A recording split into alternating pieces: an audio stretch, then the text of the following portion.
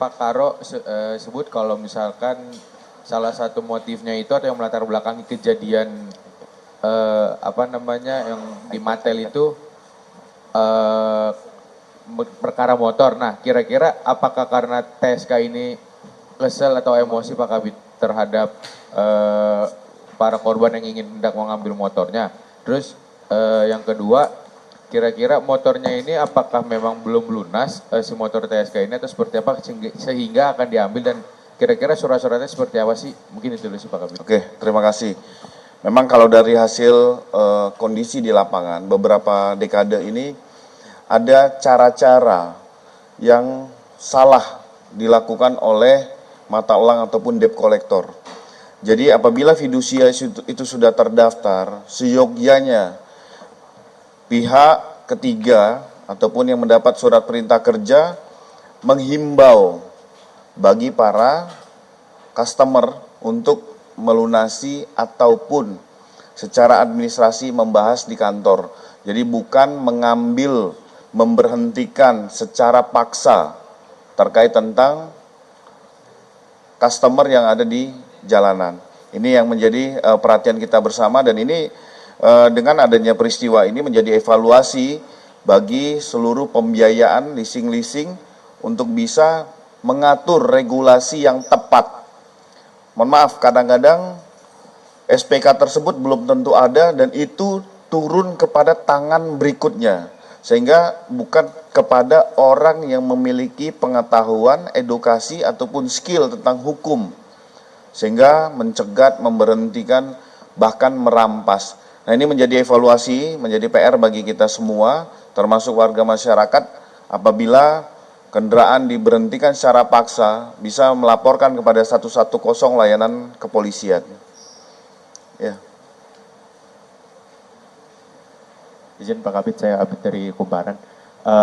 Tapi kalau secara kronologis pada sore hari itu bagaimana sih Pak Kabit? Maksudnya kan itu ada 2 Mattel dikeroyok 6 oknum. Itu gimana ceritanya? Apakah Mattel itu sedang menarik motor orang lalu dibela oleh para Yanma ini?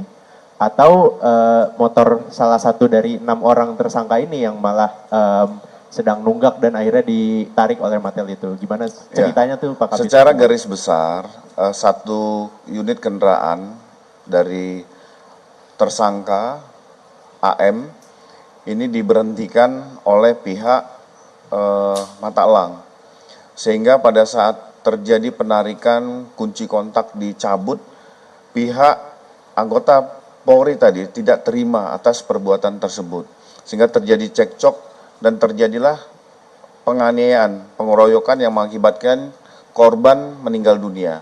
Ini fakta yang di lapangan, tapi mengingat ini masih 1 kali 24 jam penetapan tersangka tadi malam yang kita rilis, ini masih terus dilakukan pendalaman dari penyidik Ditreskrim Polda Metro Jaya. Kita tunggu, pasti kami akan mengupdate dan secara transparan terhadap peristiwa Kalibata.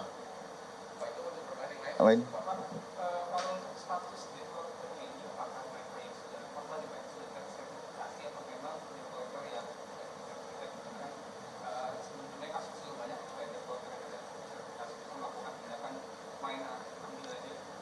Ya, ini masih kami dalami.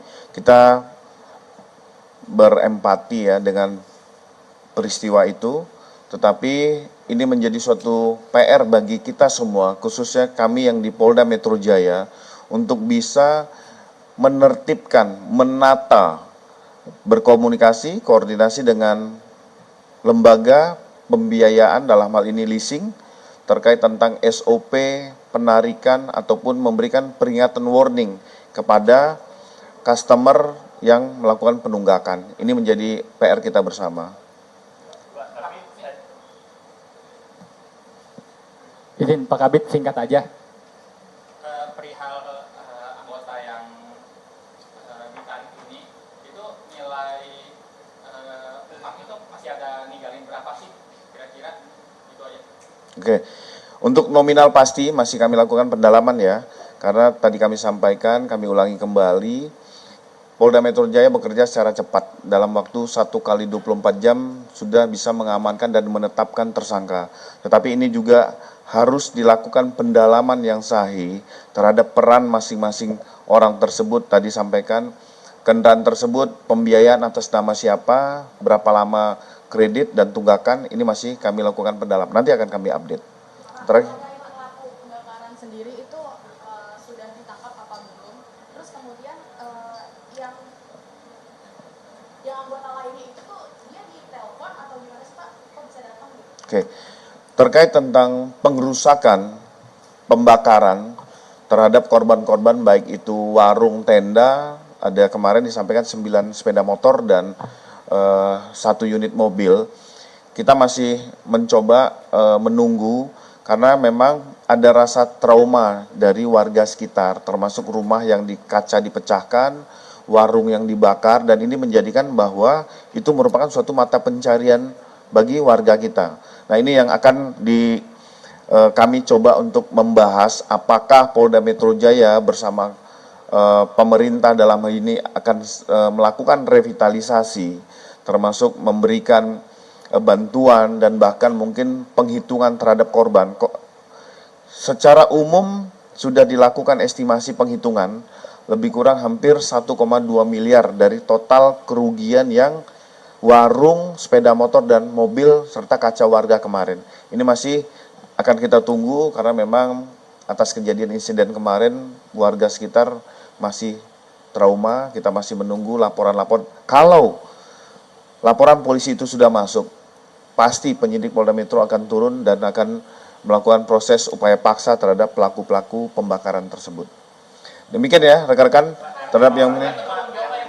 Oke. Jadi yang 5 orang itu memang berada di lokasi yang sama.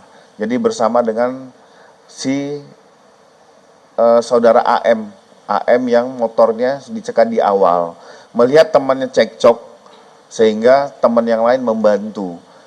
Kami masih dalami bahwa ada informasi terkait tentang Matel yang 2 orang di TKP dan ada beberapa rekannya juga yang melarikan diri. Ini masih kami dalami. Pak, ini pengeroyokannya itu tangan kosong atau ada senjata tajam Pak? Saat dilihat dari visum luar, ya, karena pihak keluarga tidak berkenan untuk dilakukan otopsi, sehingga dilakukan visum luar. Ini luka-luka ataupun itu pukulan dari benda tumpul, artinya tangan kosong. Tidak ada menggunakan barang-barang berbahaya lainnya. Sementara itu hasil dari visum, sebenarnya itu adalah dokter yang harus menyampaikan. Sekali lagi teman-teman, terima kasih. Ini masih kami dalamin terhadap masa, dan yang paling utama adalah kami juga berkomunikasi sampai dengan saat sekarang untuk bagaimana menjaga Jakarta tetap aman dan tertib dan situasi bisa dikendalikan.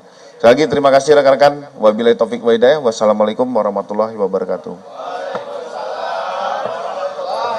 Download Tribun X sekarang. Menghadirkan lokal menjadi Indonesia.